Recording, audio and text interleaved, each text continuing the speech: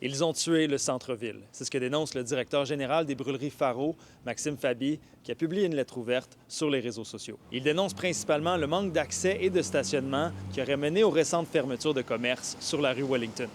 Et comme pour illustrer le point de M. Faby, nous sommes mercredi sur l'heure du dîner et la rue Wellington est pratiquement déserte. Avec les dernières années, surtout quand la dernière mairesse et tout ça, ça a vraiment fait tomber ce centre-ville à terre, car c'est nul.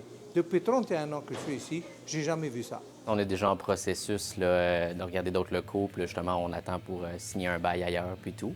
Mais c'est ça, c'est surtout à cause de, oui, la Wellington, le pouls de centre-ville qui est très faible.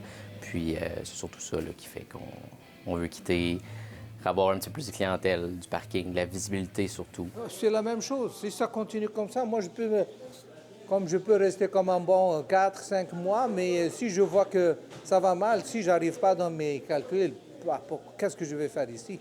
Je vais partir, oui. 4 ou 5 mois, là. Oui, dans 4-5 mois, je vais me décider. Aussitôt qu'il arrive, qu'il dépasse le printemps, si ça ne démarre pas, je ne pense pas qu'on va rester. Mais ce n'est pas tout le monde qui partage cet avis. Le copropriétaire de la Maison du cinéma, Alexandre Urtubise, indique dans une publication en réponse à celle de M. Faby être plus optimiste pour l'avenir du centre-ville.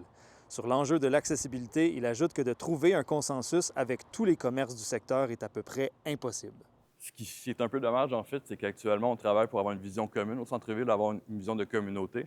Puis de travailler en silo, c'est aussi d'avoir des communications en silo. Donc actuellement, c'est un peu ça qui est arrivé. Donc oui, il y a plein d'éléments, comme je le répète, que je suis en accord. Que le centre-ville, par contre, est mort, qu'on a tué le centre-ville.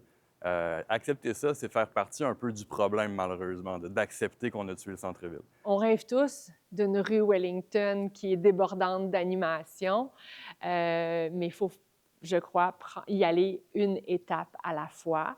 Je crois que l'ancienne administration est allée trop vite, mais laissez-nous encore quelques semaines pour qu'on fasse les choses dans le bon ordre. Je leur demande d'être un peu patients. J'ai espoir qu'on va arriver avec un aménagement qui va les satisfaire l'été prochain. Nous, on n'a pas le choix de déménager. C'est sûr que ça aurait été fait d'avance. On aurait peut-être essayé de toffer, genre manger nos croûtes, là, toffer le plus longtemps possible puis réussir à rester, mais ça, on va aller vers autre chose en ce moment. Il faut qu'ils nous écoutent. On ne demande pas grand-chose, juste donner l'accessibilité. Quand tu sais, ces clients-là que tu vois qui commencent à fermer leur commerce, c'est pas pour rien. À Sherbrooke, Alex Soro pour Nouveau Info.